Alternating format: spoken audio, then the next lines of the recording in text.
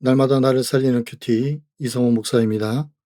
오늘 큐티 본문은 사무엘하 15장 19절에서 28절까지입니다. 주의 말씀으로 하루를 시작하게 하시니 감사합니다. 오늘도 주의 말씀과 동행하는 한 날이 되기를 소원합니다. 말씀해 주시옵소서. 듣겠습니다.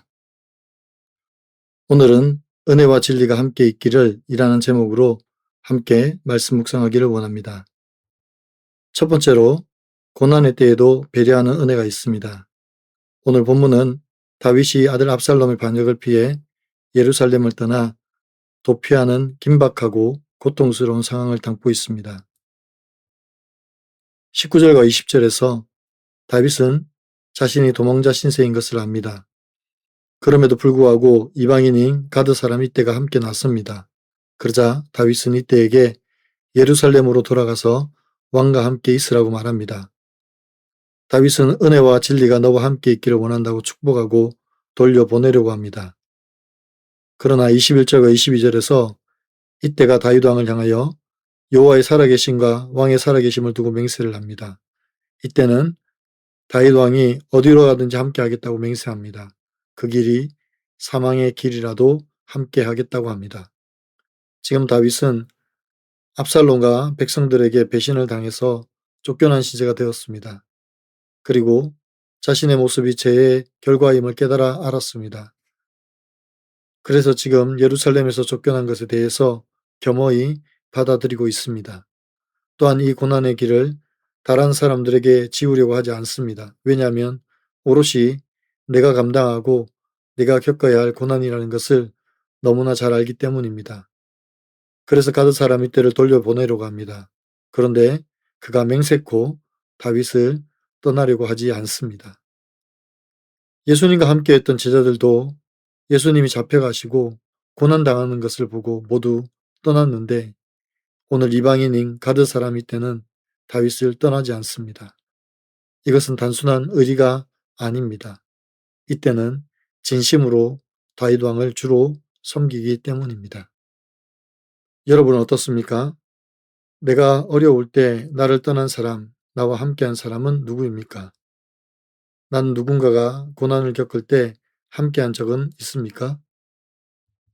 두 번째로 하나님의 주권적 은혜를 기다립니다. 23절에서 백성들이 울면서 기드론 시내를 건넙니다. 다윗 왕도 백성들과 함께 강을 건너 광야로 향합니다. 기드론 시내는 예루살렘 성 동쪽에 있는 깊은 골짜기입니다. 이 시내를 건넜다는 것은 다윗의 왕궁과 성전이 있는 예루살렘을 완전히 벗어나 본격적으로 광야에 접어들었다는 것입니다. 이제는 정말로 돌아올 수 없는 강을 걷는 것과 같습니다. 24절에서 레위 사람들은 언약궤를 메고 나와 성 밖 길가에 내려놓고 성에서 나오는 모든 백성이 다 통과할 때까지 멈추어 기다렸습니다. 이스라엘 백성에게 언약궤는 하나님의 임재와 통치를 상징합니다. 그런데 사독과 레위인이 언약궤를 메고 다윗을 따랐다는 것은 그들의 지도자가 압살롬이 아니라 다윗이라는 영적인 메시지를 던져줍니다. 그러나 25절에서 사독에게 언약궤를 가지고 돌아가라고 다윗은 말합니다. 그 이유는 하나님께서 은혜를 주시면 다시 그 궤를 보이시리라고 믿었기 때문입니다. 그리고 다윗은 26절에서 이렇게 고백합니다. 그러나 그가 이와 같이 말씀하시기를 내가 너를 기뻐하지 아니한다 하시면 종이 여기 있사오니 선히 여기시는 대로 내게 행하옵소서 하리라 고합니다. 다윗은 사울과 같이 하나님의 언약궤를 자신의 보호수단으로 삼지 않고 하나님의 계획과 섭리에 자신을 온전히 맡긴 것입니다. 이것이 하나님을 진정으로 경외하는 자의 태도입니다. 27절과 28절에서 다윗은 이제 모든 것을 내려놓고 자신의 삶을 하나님의 주권에 맡겨드립니다. 그리고 제사장 사독에게 아들들을 데리고 성읍으로 돌아가라고 말합니다. 그들의 소식이 올 때까지 기다린다고 합니다. 이것은 자포자기가 아니라 이제부터 행하실 하나님의 뜻과 계획을 기다린다는 것입니다. 적용해 보세요. 현재 내 삶에서 광야를 경험하고 있습니까? 이것이 하나님의 징계이자 훈련인 것을 인정하십니까? 어려운 상황에서 하나님을 나의 수단으로 이용하려 한 적은 없습니까?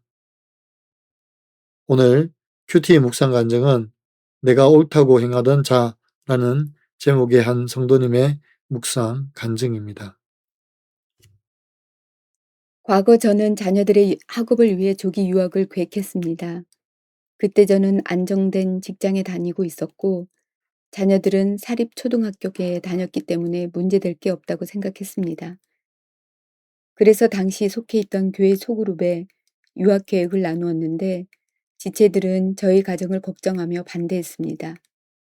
하지만 저는 성공 우상을 쫓아 자녀들의 조기 유학을 강행했습니다. 그리고 5년 동안 기러기 아빠로 지내면서 세상 즐거움을 쫓아 교회 공동체를 떠났습니다. 그 결과 압살롬을 피해 예루살렘에서 도망한 다윗같이 정처 없이 떠돌아다니는 신세가 되었습니다. 그러다 장인어른의 소청과 경제적 어려움, 가족 간의 반목과 갈등을 겪으며 아내와 자녀들이 한국으로 돌아오게 되었습니다. 하필 그 시기에 저는 실직까지 하게 되어 공관 환경에 처했습니다. 그러다 아내의 권유로 다시 교회에 발을 내딛게 되었습니다. 예배가 회복되자 고난이 말씀으로 해석되었고 하나님의 은혜로 말씀에 순종하며 나아갈 수 있었습니다. 오늘 말씀에서 제사장 사독과 아비아달은 자신들의 생각을 버리고 왕의 권면에 따라 하나님의 궤를 예루살렘으로 도로 메어갑니다. 그러나 저는 공동체의 권면을 무시하며 내 뜻과 계획을 굽히지 않았습니다. 이런 저 때문에 아내와 자녀들이 황폐한 광야로 내몰려 고생했습니다. 그럼에도 저에게 돌아갈 곳을 알려주시고 그 길을 인도하시며 은혜를 부어주신 하나님을 찬송합니다. 이제는 하나님의 말씀과 공동체를 통해 소식을 알려주실 때까지 허락하신 삶의 자리에서 잘 기다리겠습니다. 저의 적용은 저같이 자녀의 조기 유학으로 기러기 아빠로 살려는 지체들에게 저의 간증을 전하겠습니다. 날마다 큐티하며 성공 우상이 남아있는 부분은 없는지 제 말과 행동을 점검해 보겠습니다.입니다. 사랑하는 성도 여러분, 다윗은 압살롬의 반역으로 예루살렘에서 도망 나와 이제 다시 건널 수 없는 강 기드론 시내로 건너갑니다. 쫓겨난 다윗의 광야에서의 고난이 시작됩니다. 그럼에도 불구하고 하나님은 다윗을 혼자 두지 않으십니다. 이때와 같은 은혜의 사람을 붙여주십니다. 예수님께서 십자가의 길을 가실 때 얼마나 외롭고 힘드셨을까 하는 생각이 듭니다.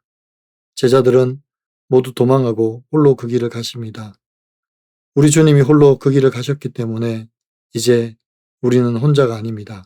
하나님이 우리와 끝까지 함께 해주십니다. 그곳이 광야일지라도, 그곳이 사막일지라도, 그곳이 사망의 음침한 골짜기일지라도 우리 주님이 함께 해주십니다. 우리는 이 믿음을 가지고 이 광야와 같은 세상에서 버티고 인내하기를 소원합니다.